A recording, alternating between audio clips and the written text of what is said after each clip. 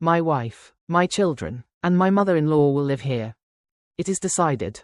Those words from my son Alejandro fell onto the polished marble floor of my living room like heavy dirty stones, destroying in an instant the silence I had carefully built for years. I was sitting in my Italian leather armchair, feeling its cool, perfectly smooth texture under my fingers, watching as he dragged the third worn suitcase into my home. The suitcase with its broken handle clashed completely with the minimalist design of my entrance.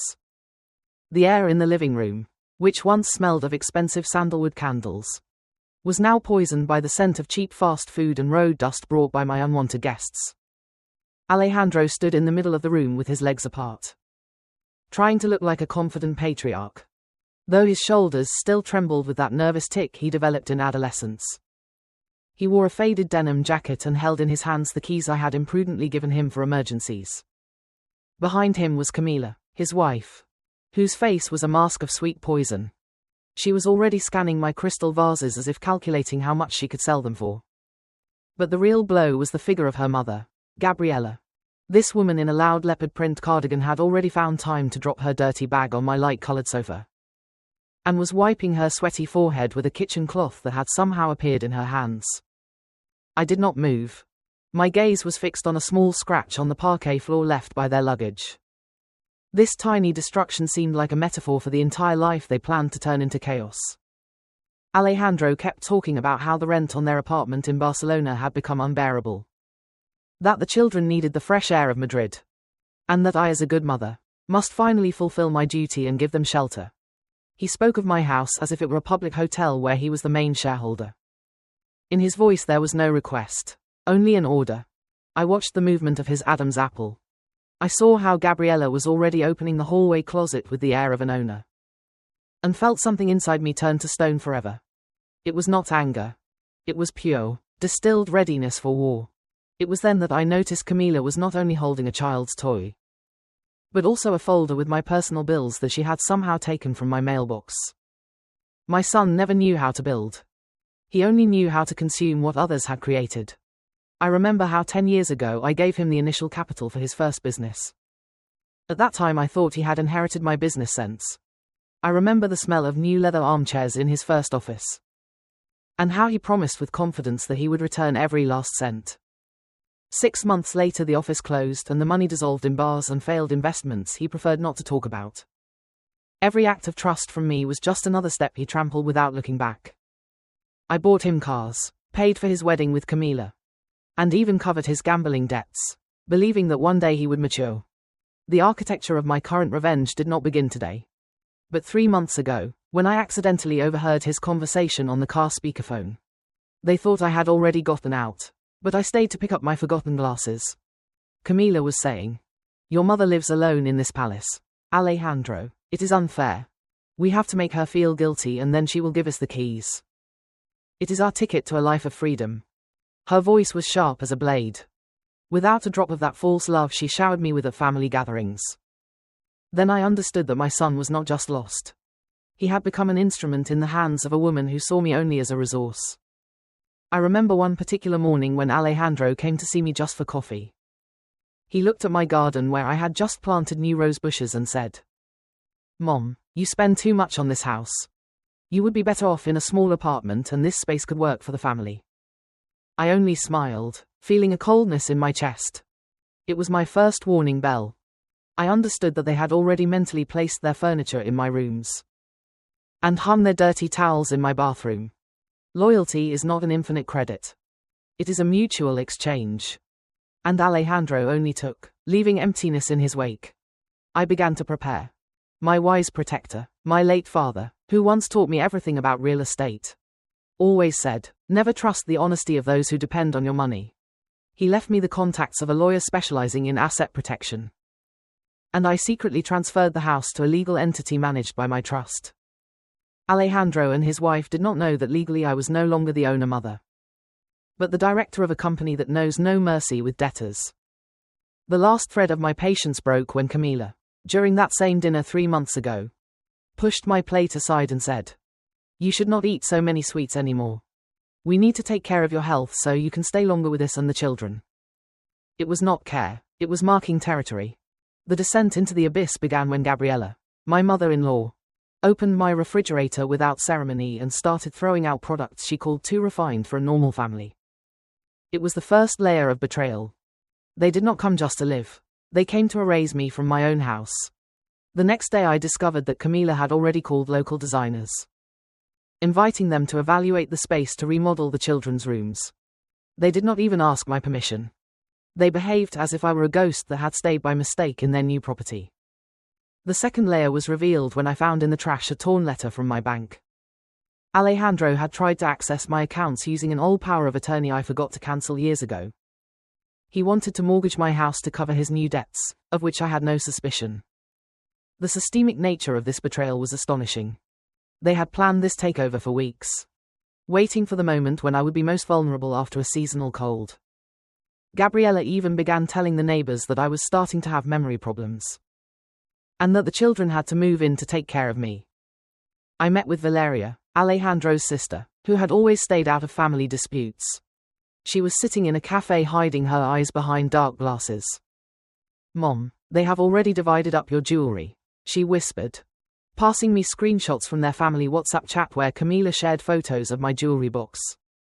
Valeria was complicit only through her silence, but the fear in her voice confirmed it. They would not stop.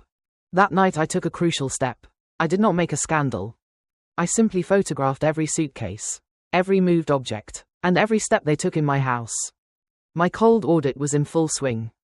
I sat in my study listening as on the other side of the wall Gabriella turned the television to full volume, and felt only a strange icy certainty. A victim who knows she is the hunter never reveals herself too soon. The moment of truth came 1 week later, on Sunday. Throughout that time they had behaved as if I were a guest in my own house, one to whom they were doing a favor by allowing her to breathe the same air. We gathered in the living room. Gabriella had already hung her cheap reproductions over my paintings, and Camila proudly spread new furniture catalogs on the table. My son Alejandro sat at the head of the table in my place, and his face radiated the confidence of someone who believes the law of blood is above any other law. "Mom, we have discussed everything," he began, without even looking me in the eyes. "It is hard for you to maintain this house. We have decided that you will move to the guest wing and we will take full charge of managing the property. It is for the best. You yourself see that you are getting confused." His voice was patronizing, almost fatherly. Camila added, lightly touching my hand, "We have already found a buyer for your country house to cover the initial renovation costs here." That was the last line in their script, where I was nothing more than an obstacle on the path to their comfort. At that moment the doorbell rang. Don Sebastian, my lawyer, entered accompanied by 2 assistants with heavy folders. His cold, professional, and absolutely unbreakable appearance instantly deflated Alejandro's arrogance. I calmly took out the folder I had been preparing all these weeks. "You are wrong about one thing, Alejandro," I said, and my voice sounded like metal clashing against ice. "This house no longer belongs to me as a physical person. It belongs to the Vargas Trust Company. And I am only the administrator here. And you are not family coming to visit. You are illegal occupants who have violated the boundaries of private property." Alejandro's face changed in 1 second from self-confidence to deadly pallor. Don Sebastian placed the official eviction notice and the rental contract I had prepared on the table. "Since you claimed you wanted to help with the expenses, here are your bills for this week's stay. And the long-term rental proposal at market price, $3,500 per month. Plus a deposit of double the amount for the damages caused inside." The lawyer continued. Camila jumped up trying to shout something about a son's rights. But Don Sebastian simply pointed dryly to the point of law on the alienation of assets by a legal entity. Gabriella simply opened her mouth and her leopard cardigan suddenly looked like a ridiculous rag in front of this cold legal machine. I felt no triumph, only immense relief that the walls of my house were once again my fortress and not my prison. The outcome came faster than I expected. During the next 48 hours my house became a restricted zone. Alejandro tried calling me from the other room. Gabriella cried loudly in the hallway hoping for my pity, but I did not leave my study. I hired private security who now stood guard at the door. That was my silent exit from the role of victim. On Tuesday morning they finally began packing.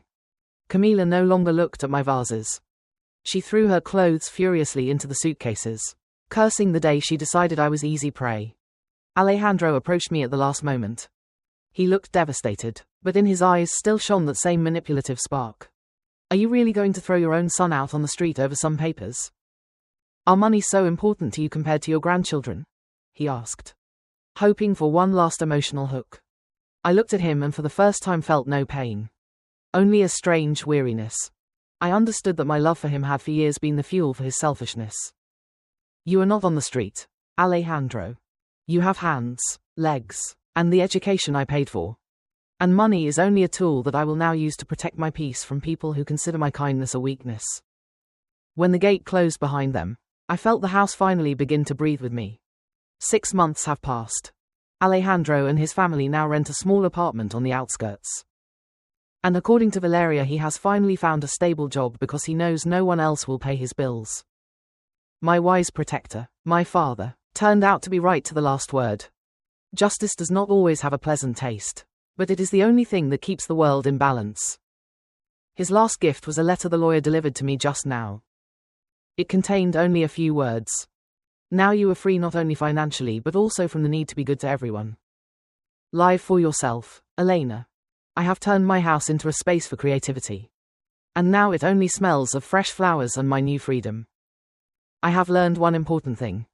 We are not responsible for the recklessness of our adult children. But we are responsible for our own dignity. Forgiveness without change is simply manipulation. Love without respect is a form of possession. True family does not demand your house. It helps you decorate it. Now I am sitting on my terrace looking at Madrid. And for the first time in decades I do not need to look toward the door waiting for another stab in the back. What would you have done in my place? Would you have been able to evict your son knowing it was the only way to teach him responsibility? And do you believe maternal love must be infinite even if it destroys the mother's own life? If this story has helped you understand that protecting your boundaries is not a crime but a duty, give it a like and subscribe. Here we learn to win in silence. Thank you for listening to today's story. Don't forget to like, share, and subscribe to support the channel. See you in the next story.